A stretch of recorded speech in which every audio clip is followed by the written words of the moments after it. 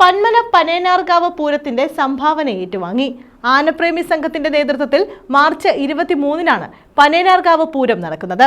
ആദ്യ സംഭാവന അജിത് കുമാറിൽ നിന്ന് ദേവസ്വം പ്രസിഡന്റ് മുരളീധരൻ പിള്ള ഏറ്റുവാങ്ങി.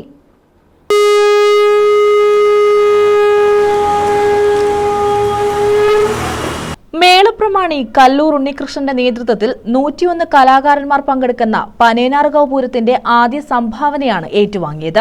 ശാന്തി കൺസ്ട്രക്ഷൻ MD അജിത് കുമാറിൽ നിന്നും പനേനാർകാവ് ദേവസ്വം പ്രസിഡന്റ് മുരളീധരൻ പിള്ള സംഭാവന ഏറ്റുവാങ്ങി.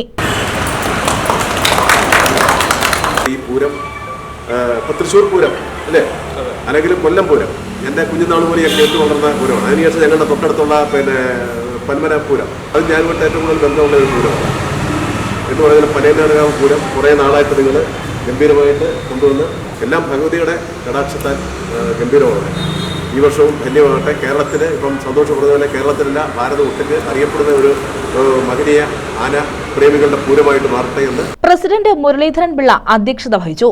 ആനപ്രേമി സംഘത്തിൻ്റെ ആഭിമുഖ്യത്തിൽ മാർച്ച് 23-ാം തീയതി രാവിലെ കൊടിയേറ്റ് സമയത്ത് തുടങ്ങുന്ന മേളം വൈകിട്ട് രാവിലെ പഞ്ചാരി മേളവും വൈകിട്ട് പാണ്ഡിമേളവും നടത്തപ്പെടുന്നു. അതിൻ്റെ മേളപ്രമാണിയായിട്ട് കല്ലൂർ ഉണ്ണികൃഷ്ണൻ